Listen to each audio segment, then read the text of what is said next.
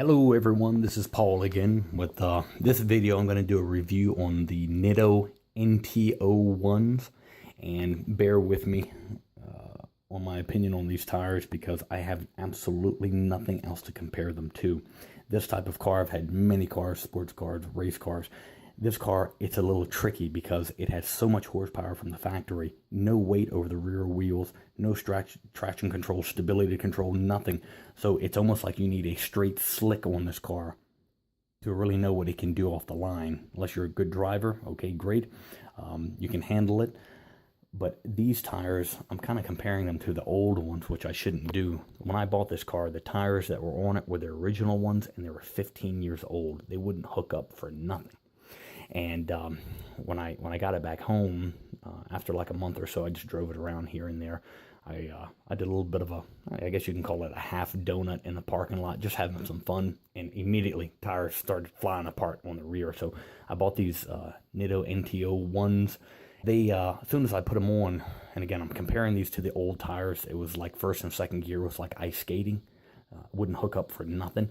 But when I put these tires on after like 5 minutes of driving, I mean, I could floor it in first gear, in second gear, and it would not break loose. I can still do it, but I kind of have to try to break the rear tires loose now.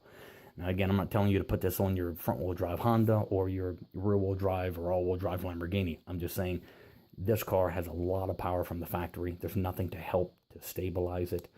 You just have to know how to drive the vehicle to really understand, to get all the power out of it. So anyway, I changed the front tires on it as well, so they all match. They're all sticky. It's safer car to drive now, even though the car is like got a lot of horsepower and it's kind of out of control to drive, and if you really try to get down on it. But these tires, they hooked up very well. I don't have anything else to compare them to, like the old tires. It's not even a comparison because they're old and dry rotted and stuff. Not dry rotted, but they're old.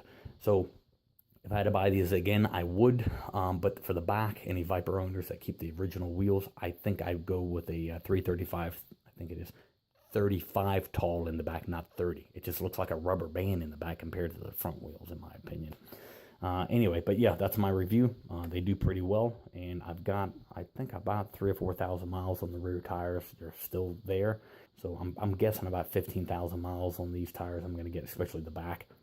On a Dodge Viper, so I think they're like 350 a piece, 325 a piece, and yeah, that's about it. And I think that's all. Okay, thank you for watching. Bye.